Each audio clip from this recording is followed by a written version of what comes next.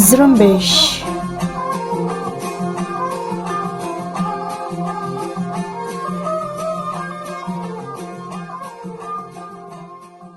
یہ ریڈیو زرمبش اردو کی آواز ہے۔ آج بدھ کا دن 5 مئی اور سال 2021 ہے۔ ریڈیو زرمبش کے آج کی نیوز بلیٹن کے ساتھ میں ہوں آپ کا میزبان دوست مراد بلوچ۔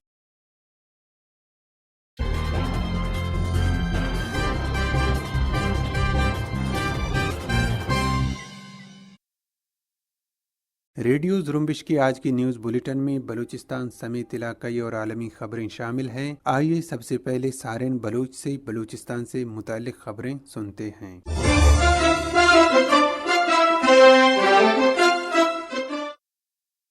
بلوچستان کے مختلف علاقوں میں قابض پاکستانی فوج نے جارحیت کا نیا سلسلہ شروع کیا ہے۔ ہمارے نامہ نگار کے مطابق آوران میں وادی مشکے کے علاقے کوہ اسپیت جانی گرانڈی کے پہاڑوں پر قابض پاکستانی فوج نے مورچے بنا لیے ہیں، جبکہ زمینی فوج جارحیت کر رہی ہے، جنہیں 2 جنگی ہیلی کاپٹروں کی مدد حاصل ہے۔ اسی طرح کیچ میں تمب کے علاقے مزن بند اور گردنوا میں پیر کے روز سے فوجی جارحیت جاری ہے، جہاں قابض پاکستانی فورسز کی مزید نفری بھی علاقے میں پہنچ چکی ہے اور فورسز کے ہمراہ ہیلی کاپٹر بھی گشت کر رہے ہیں۔ اسی طرح قلات کے پہاڑی علاقے ناگاہو میں منگل کی صبح فوجی جارحیت شروع کی گئی ہے، جہاں جوہان سے ناگاہو کی جانب سے قابض فورسز کی گاڑیوں اور موٹر سائیکل پر مشتمل قافلوں کو جاتے ہوئے دیکھا گیا ہے۔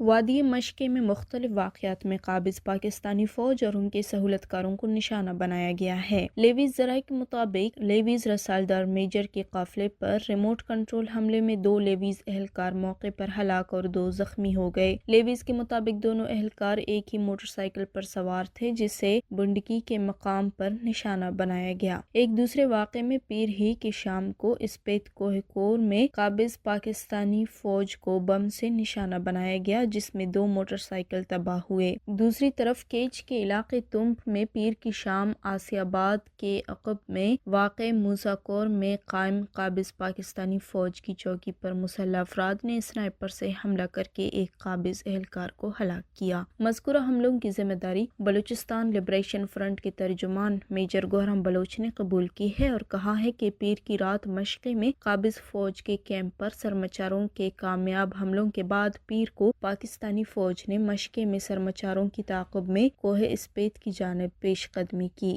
اس دوران 2 موٹر سائیکل کوہ اسپیت ندی میں پہلے سے بچھائے ہوئے بارودی سرنگ کی زد میں آئے، جس سے 2 موٹر سائیکل پر سوار اہلکار ہلاک اور 2 زخمی ہوئے ہیں۔ میجر گوہرام بلوچ نے مزید کہا کہ اس حملے کے 2 گھنٹے بعد سرمچاروں نے وادی مشکے کے علاقے بنڈکی میں فوجی قافلے کی ایک گاڑی کو نشانہ بنایا، جس میں بعض لیویز اہلکار ہلاک اور زخمی ہوئے۔ گوہرام بلوچ کے مطابق ہمارا ہدف لیویز اہلکار نہیں تھے، مگر فوجی گاڑیوں اور وردی میں ہونے کے باعث وہ ہلاک اور زخمی ہوئے، جس کا ہمیں افسوس ہے۔ میجر گوہرام بلوچ نے کہا ہے کہ لیویز کو مارنا ہمارے اہداف میں شامل نہیں ہے، مگر کچھ عرصے سے بلوچ قومی تحریک آزادی سے منحرف بیشتر افراد کو لیویز میں شامل کیا گیا ہے، جو قابض پاکستانی فوج کی تشکیل دی ہوئی مقامی ڈیتھ اسکواڈز کا حصہ بن کر بلوچ سرمچاروں کے خلاف پاکستانی فوج کے لیے اول دستے کا کام کر رہے ہیں۔ ہم لیویز فورس کو تنبیہ کرتے ہیں کہ پاکستانی فوج کے لیے فرنٹ لائن فورس کا کردار ادا کرنے سے باز آئیں۔ میجر گوہرام بلوچ نے کیچ کے علاقے تمب میں اسنائپر حملے کی بھی ذمہ داری قبول کرتے ہوئے کہا کہ سرمچاروں نے تمب کے علاقے آسی آباد میں موسیٰ کور میں قائم فوجی چوکی پر اسنائپر سے نشانہ بنا کر ایک قابض فوجی اہلکار کو ہلاک کیا۔ بلوچ نیشنل موومنٹ کے مرکزی ترجمان نے کہا ہے کہ پیر کو پنجگور میں پاکستانی فوج کے اہلکاروں نے بی این ایم کے ممبران کے قریبی رشتہ داروں کو ہدف بنا کر قتل کیا۔ ان کا جرم بلوچ ہونا اور بی این ایم کے کارکنوں سے رشتہ داری تھا۔ مرکزی ترجمان کے مطابق شہید ہونے والوں میں خان جان شاد بلوچ جوہدکار اور شاعر فضل شیر کے بڑے بھائی اور امیر علی بخش پارٹی کے سینئر ممبر عارف بلوچ اور بشیر بلوچ کے قریبی رشتہ دار ہیں۔ ان کو اجتماعی سزا کا شکار بنا کر شہید کیا گیا۔ BNM ترجمان نے کہا کہ ایک عرصے سے پاکستان اجتماعی سزا کی پالیسیوں کے تحت بلوچ جہدکاروں کے رشتہ داروں کو نشانہ بنا رہی ہے۔ اس بربریت اور جارحانہ پالیسی کے تحت اب تک بلوچ جہدکاروں کے سینکڑوں رشتہ داروں کو نشانہ بنایا جا چکا ہے۔ یہ سلسلہ اب تک جاری ہے۔ بلوچ آزادی پسند رہنما رحیم بلوچ ایڈوکیٹ نے عالمی یوم صحافت کے موقع پر اپنے ٹویٹ میں لکھا ہے کہ دنیا کے مختلف حصوں میں میڈیا کو خطرہ لاحق ہے، لیکن مقبوضہ بلوچستان کی صورتحال ایماندارانہ اور آزادانہ طور پر ڈیوٹی سر انجام دینے والے صحافیوں کے لیے بدترین ہے۔ رحیم بلوچ کے مطابق روزنامہ آزادی کوئٹہ کے عبدالوحید رئیسانی کو حال ہی میں سرکاری سرپرستی میں چلنے والی ڈیتھ اسکواڈ نے قتل کیا۔ انہوں نے یہ باتیں امریکہ کے اسٹیٹ سیکریٹری اینتھونی بلنکن کو مخاطب کرتے ہوئے کی۔ اینتھونی بلنکن نے عالمی یوم صحافت کے موقع پر اپنے بیان میں کہا ہے کہ ریاستہائے متحدہ امریکہ صحافت کی آزادی کی حمایت جاری رکھے گا۔ دوسری طرف بلوچ نیشنل موومنٹ کے مرکزی کلچرل اور انفارمیشن سیکریٹری دلمراد بلوچ نے بھی یوم صحافت کے موقع پر اپنے پروفائل پر شہید صحافی اور بلوچ نیشنل موومنٹ کے سابق سیکریٹری انفارمیشن شہید حاجی رزاق کی تصویر لگائی اور لکھا کہ سلام ان تمام باہمت اور بہادر صحافیوں کو جنہوں نے ریاست کی نسل کش پالیسیوں پر تنقید کی، حق کے لیے آواز اٹھایا اور تمام ناانصافیوں کے خلاف بات کر کے انسانیت کو زندہ رکھا۔ انہوں نے آزادی صحافت کے کٹھن جدوجہد میں جان کے نذرانے پیش کرنے والے صحافیوں کو بھی خراج عقیدت پیش کیا۔ اسی سلسلے کے ایک اور ٹویٹ میں انہوں نے لکھا کہ آج بلوچ اور دیگر محکوم اقوام کو اپنی شناخت اور وقار کے کھونے کا خطرہ درپیش ہے، حتیٰ کہ 21ویں صدی میں پاکستانی ریاست کی طرف سے انہیں سینسرشپ کا سامنا ہے، غاصب کی طرف سے ان کی آواز کو دبا کر رکھا گیا ہے اور وہ ناگفتہ بے حالات سے دوچار ہیں۔ قابض پاکستانی فورسز نے قلات سے ایک نوجوان کو جبری طور پر لاپتہ کر دیا ہے۔ اطلاعات کے مطابق نوجوان صدام بلوچ کو اتوار کے روز ہربوئی روڈ سے قابض پاکستانی فورسز کے اہلکاروں نے جبری طور پر لاپتہ کر دیا۔ صدام بلوچ قلات میں ایک معروف فٹ بالر کے طور پر جانے جاتے ہیں۔ بلوچستان کے مرکزی شہر شال سے گزشتہ سال 14 فروری کو قابض پاکستانی فوج کے ہاتھوں جبری طور پر لاپتہ کمرانی برادرز میں سے حزب اللہ کمرانی بازیاب ہوا ہے۔ لاپتہ حسان کمرانی کی بہن حسیبہ کمرانی نے حزب اللہ کے بازیابی کی تصدیق کرتے ہوئے کہا، میرا کزن حزب اللہ کمرانی 1 سال کی جبری گمشدگی کے بعد بازیاب ہو گیا۔ حزب اللہ کو میرے بھائی حسان کے ہمراہ لاپتہ کیا گیا، لیکن میرا بھائی تاحال لاپتہ ہے۔ حسیبہ نے کہا کہ حکمرانوں، ہم حزب اللہ کے بازیابی کی خوشی منائیں یا حسان کے عدم بازیابی پر غم کا دامن پکڑے رہیں۔ دوسری طرف قابض پاکستانی فوج کے ہاتھوں جبری گمشدگی کے شکار عیسیٰ خان مری ولد تیمر خان مری بھی بازیاب ہو گیا ہے۔ عیسیٰ خان مری کو 17 جون سال 2016 کو شال سے قابض پاکستانی فوج اور خفیہ اداروں نے جبری طور پر لاپتہ کر دیا تھا۔ دالبندین میں چھتر کے مقام پر تیز رفتار گاڑی الٹنے سے ایک شخص ہلاک ہوا۔ دالبندین ہی میں گھریلو جھگڑے پر ایک نوجوان نے کنویں میں چھلانگ لگا دی۔ مستونگ کے نواحی علاقے شیریں آب روڈ پر نامعلوم افراد کی فائرنگ سے رکشہ ڈرائیور زخمی ہوا۔ مستونگ میں ہی RCD شاہراہ ویگن کی ٹکر سے موٹر سائیکل سوار زخمی ہوا۔ جھلمگسی میں گھریلو تنازع پر بیٹے نے فائرنگ کر کے باپ کو قتل کر دیا۔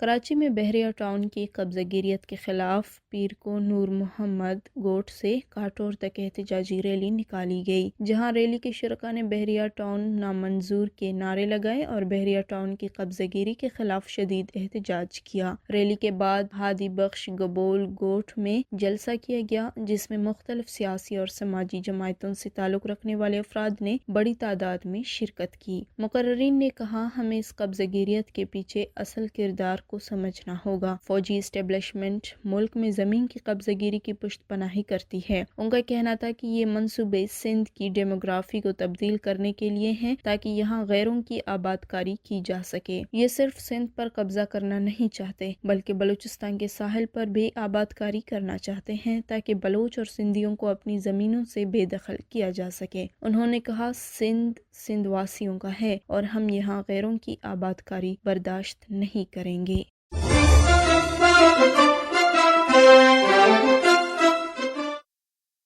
یہ تھیں سارن بلوچ۔ اب علاقائی اور عالمی خبریں پیش خدمت ہیں۔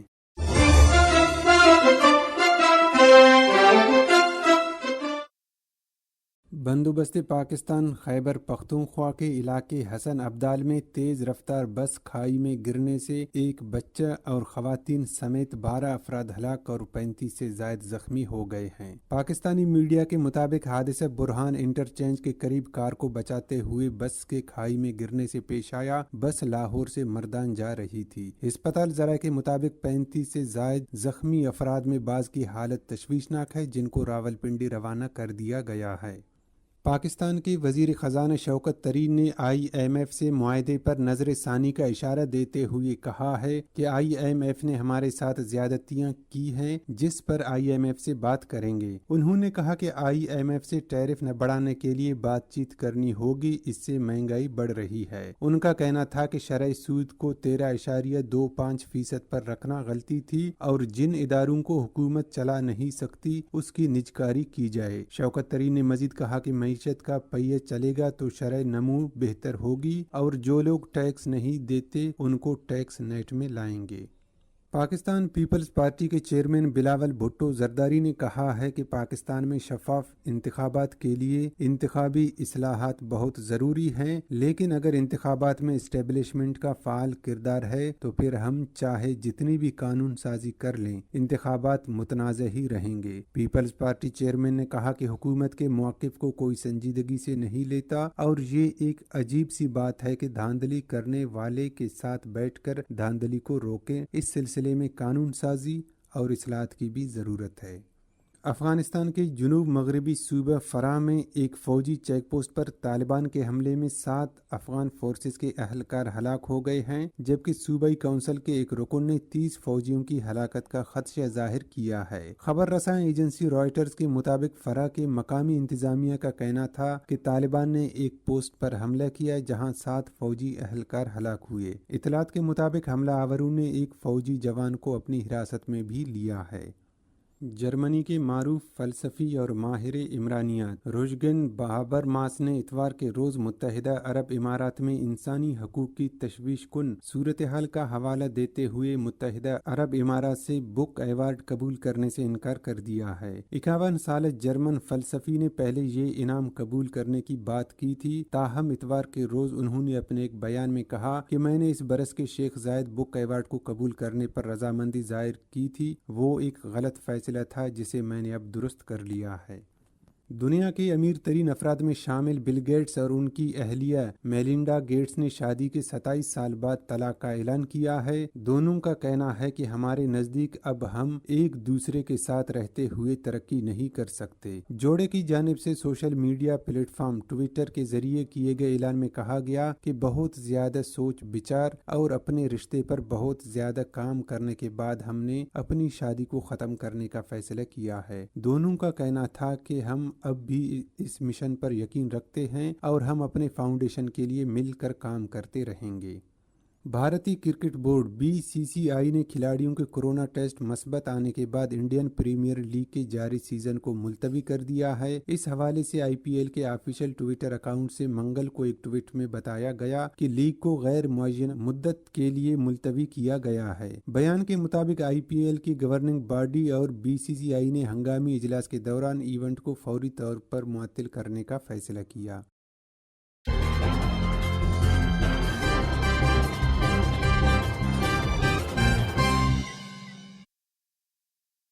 इसी के साथ ही आज के न्यूज़ बुलेटिन का इख्तिताम होता है। दोस्तीन मुराद बलूच को इजाज़त दीजिए।